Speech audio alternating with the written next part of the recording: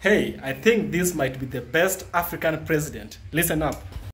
Therefore, you don't want to establish just a template and say every country must follow this way of doing things. I don't think even these champions of democracy actually do that.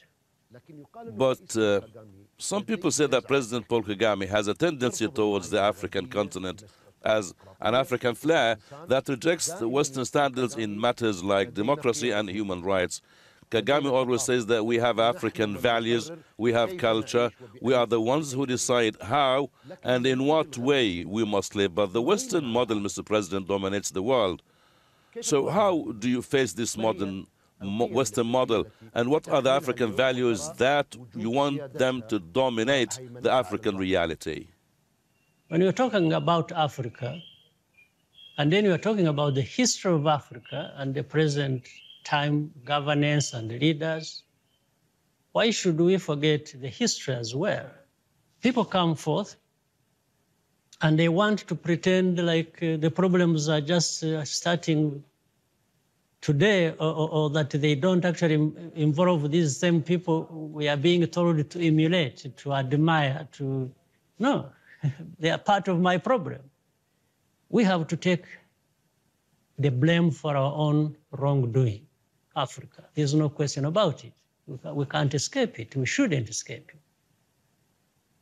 But should we also keep quiet about the wrongs done by others to Africa in the past, by the way, even in the present? So how then do I, even as a person, accept that those dictates prevail, that I should keep quiet about certain wrongs that have been done to me, against me, and just follow the dictates of others to me, even when they make similar or worse mistakes in their own situation? Colonialism for decades and centuries have created a negative image or stereotype for the Africans. Today, there are various successes made by the Africans. Does the image of the Africans today concern you at the time where the Africans are presenting successful, strong, and unique models? Evolve. So for me, I see myself as a person, as a human being, as a Rwandan, as an African, and therefore these struggles are things we have to confront and deal with directly, without any apologies, without any fear, without even a sense of feeling we are doing it as a favor to anyone, but rather to ourselves, to humanity, to many others who have not been able to maybe have a chance or have a thought about doing what we have done. So it's quite a broad thing. I see indeed my way of evolving into this as part of the history of many Africans, many, given that history, whether it is colonial times or bad governance of today or injustices, double standards, and that exist in the world that affect us. Today, Africa or Rwanda, you will find we are a country, you want to do, the citizens want to do the best for themselves. You happen to be a leader of these people, but you find there are these injustices and all kinds of problems that affect you that are not of your own making, that come from somewhere else, that are linked with the history of how people... He's ruled Rwanda for 21 years. Paul Kagame took office just 6 years after the 1994 genocide. So there's this proverb that goes, before you clean another person's house, another man's house, make sure your house is clean at first. Yeah, why am I saying this? I'm saying this because of the pretense the European government has been showing for all that time. The American government and the European government. We all know these countries ain't perfect and they are so far away from perfect. These are sort of countries whereby they will come into Africa, pretend to be bringing peace. Actually, they'll be bringing something that will benefit them at the end. Right now, you can see what is happening in Paris. There's demonstrations everywhere. You see? You can see what's happening in the US, the gay thing in the US. Actually, not everyone in the US agrees with the gay. Just to say, I'm telling you something that Western pretense is something that is there. We cannot emulate somebody who does not show example to himself. You cannot correct me if yourself are wrong. You just don't have that moral authority. Yes, the Western powers don't have that moral authority to put sanctions on other countries such as the African countries because themselves they are far away from perfect.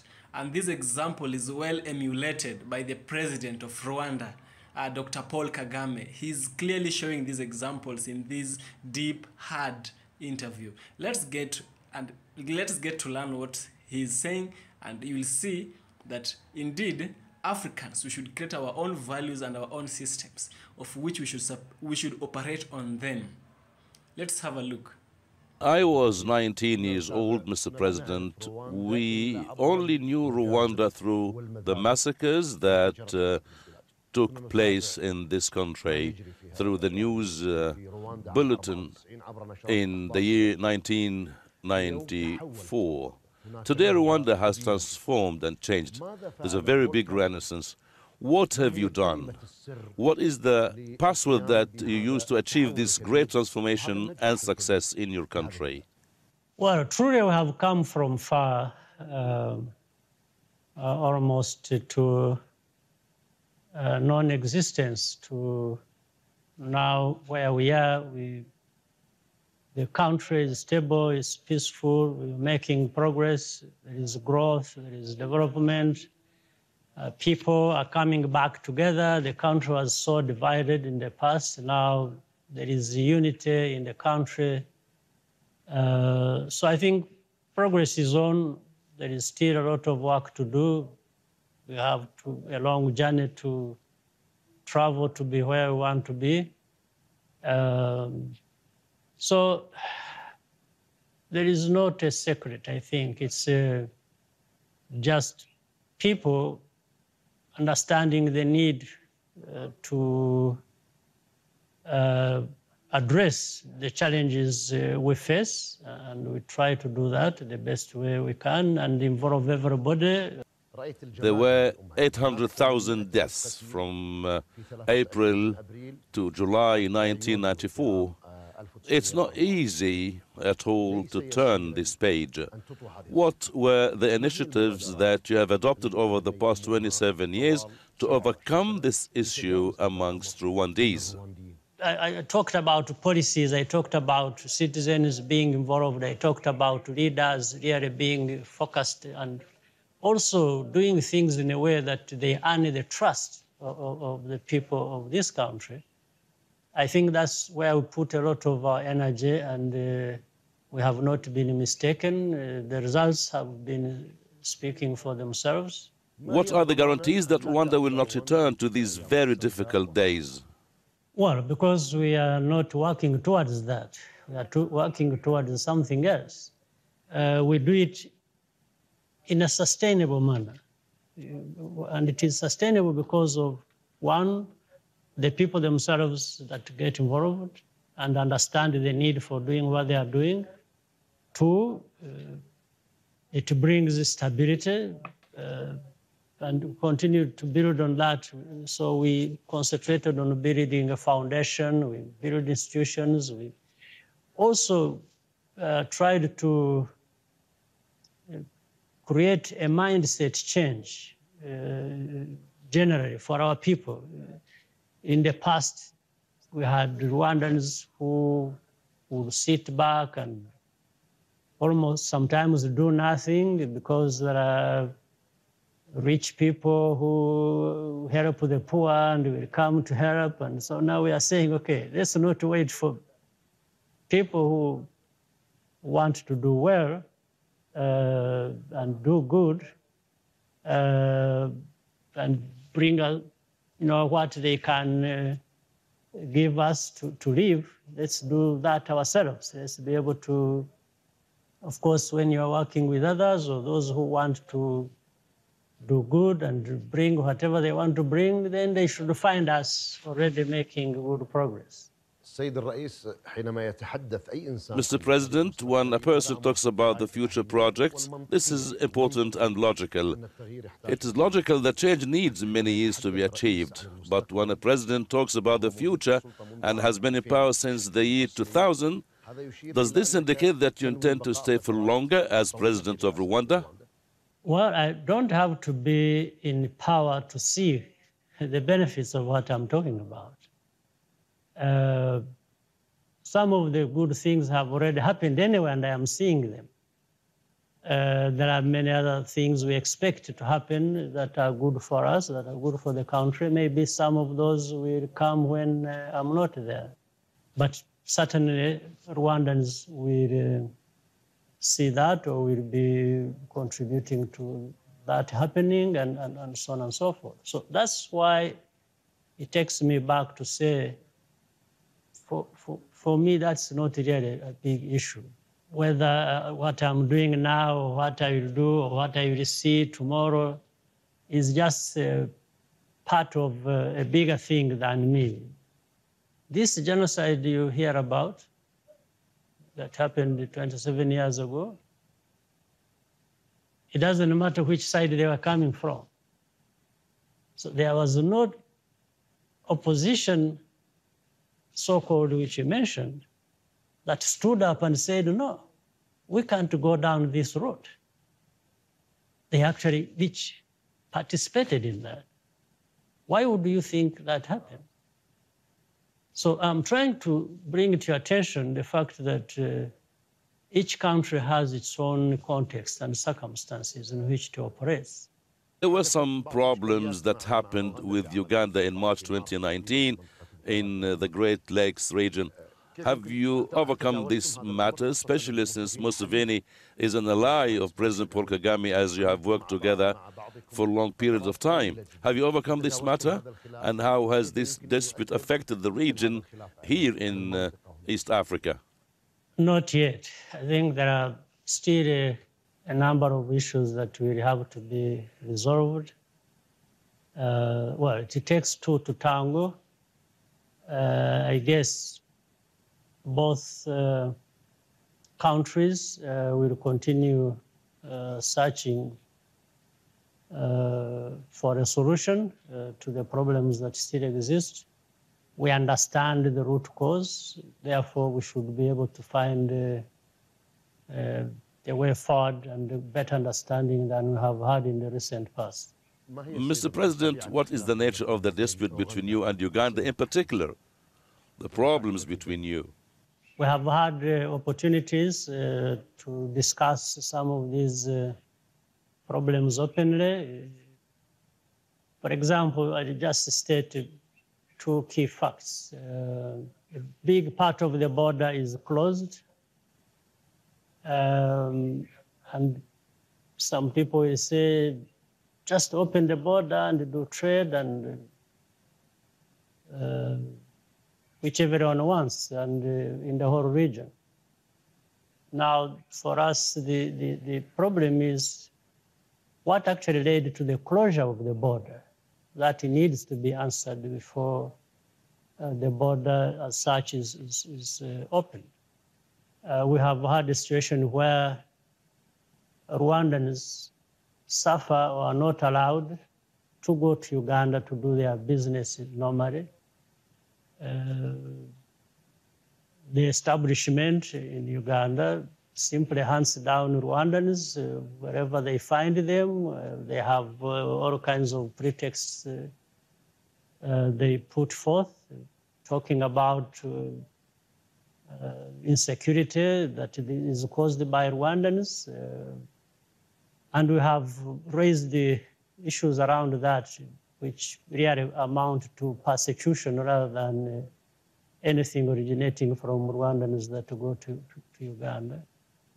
But when Ugandans come to Rwanda, they have not experienced the same hardships as Many people might think President Kagame is somebody who is trying to oppress Africans, is somebody who is authoritarian, is somebody who is doing bad things to Africans.